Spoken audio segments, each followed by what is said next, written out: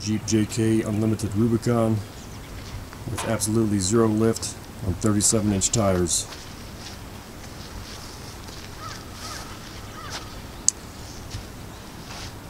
You see, it does fit. There's a few things I had to do to make it fit. So once we get back in the garage, I'll cover that. But what I decided to go with on this Jeep here, I got some a 37-inch Cooper Discover STT Pros, 37, 12.5, 17, and I mounted them on some Tactic wheels that are 17 by 8.5 if I remember correctly. And what I ended up going with was a 5-inch back spacing and combined that with a 1.5-inch wheel spacer for an overall total of 3.5 inches of back spacing. Now I can nearly turn to full lock, but it does rub slightly, as you might be able to see. If I can get this thing on the chassis, it rubs slightly right here. But not too bad. Like the wheels are a gunmetal gray, simulated beadlock. One idea I'm kicking around is I think I might actually plasti dip these a bright gold metallizer color and keep the center ring, or center cap black, and the outer beadlock ring black. So, I mean, y'all tell me if you want to put comments down below. I did put on the Poison Spider aluminum crusher flares, because you can trim your factory flares, or you can put some different flares on. I opted to go with these. I thought they looked pretty slick, and they had them powder coated here locally. So that turned out pretty well. Don't have the inner fender liners yet. Those are in the mail. They're coming. Got some Artec solid aluminum flares. I might decide to dimple dye them. We'll see. Put a Poison Spider BFH2 bumper on here. You have to cut off the top of the frame horns to get them to fit, but not a big deal. You take the factory fog lights. It's pretty slick. And I pulled my Warn M8000 winch off of my YJ and put her on here, so she's looking pretty good. Around the other side here.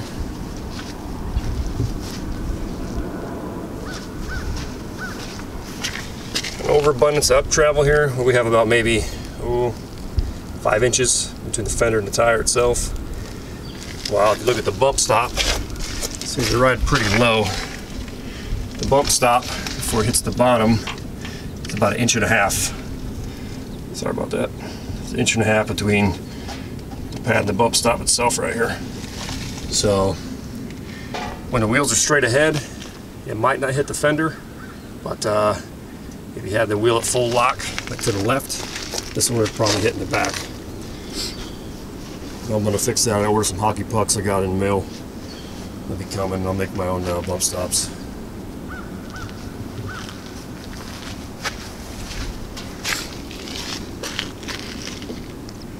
Some Bridges Industries lights. I don't know, LED lights that were on here when I bought it. So kind of whatever. I don't like the mount because you can't turn them outboard, which I like some a little bit more illumination to the sides, but it is what it is. And all I did here was trim my factory rear flares. So I didn't bother getting that door trim or whatnot. It still looks pretty slick. Recommend if you're going to do it, I use the jigsaw, and I just marked it off with some frog tape, some painter's tape, where I wanted to cut it and follow the line. Make sure you keep the saw not too fast. If you go too fast, you'll actually melt the plastic and it'll look like crap. So that's what to do with that. I just temporarily hacked off my factory rear bumper back here, right outside the frame horn. There we go. Yeah, I didn't really deburr it. I just hacked her off and went from there. Spare tires off. I'm gonna get a new mount to put relocate it right here. My license plate.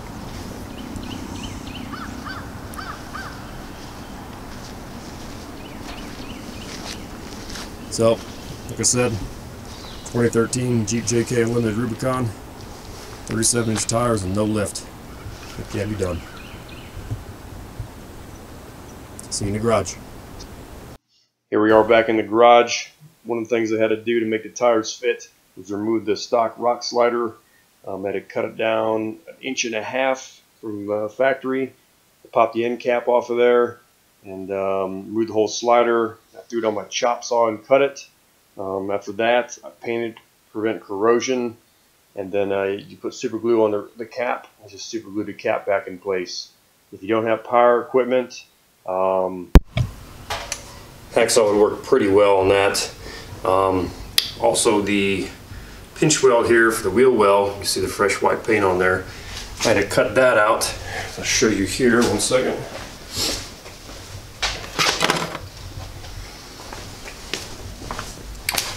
So which side's which? This side here. So basically what I had to do was from the end here, this piece goes right, it used to be right here. Come on, focus.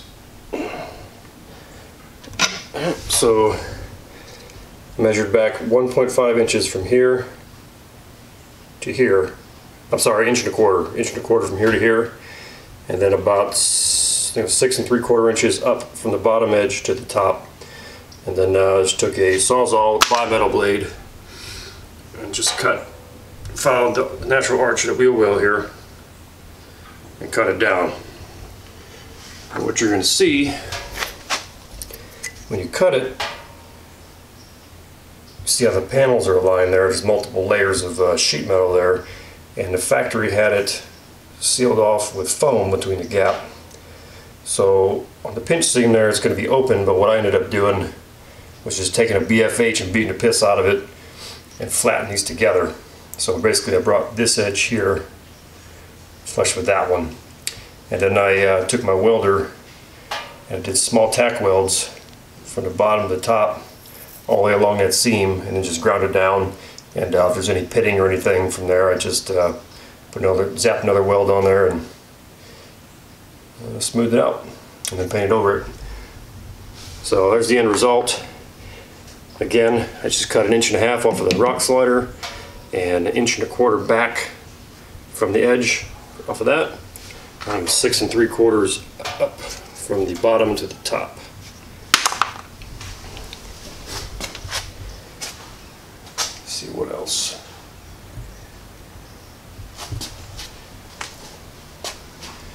You can see the bumper better now. I don't know if that would have rubbed or not if it flexed, but that's when I had to chop her off. Fuck it.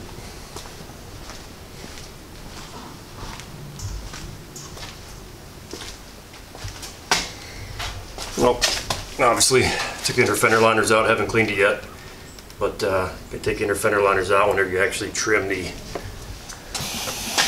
flares in the back. You don't have to change anything in the front other than took the inner fender liners out and changed out the flares. That is it.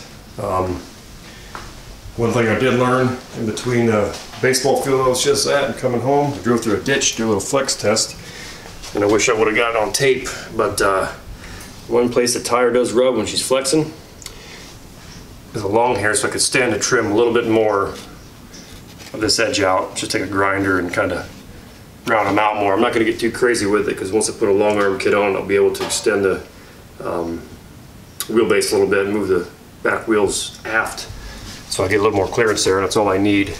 And then one thing I might do yet is trim this corner off right here. So I'll probably just follow the natural arc of the wheel well again, cut it back to about right here. Because at full compression it probably will hit, and it's better safe than sorry with that one. I'm about to make my own bump stops. During that flex test I looked. I'm thinking about going 2 inches in the rear for bump stop extensions. Not going to lift the back at all. And then the front, I think I'm going to put a 1 inch bump stop in there and do a 1 inch spacer to lift the front up just a little bit. It's got quite a bit of rake to it, if you can tell. Kind of do before and after shots, that's my plan anyway. But I'll lift the front up just a little bit. I like this slam look quite a bit. But the front never really rubbed. I'm ready to do a little flex test, but I think the 1 inch bump stop extension is going to do the trick for me.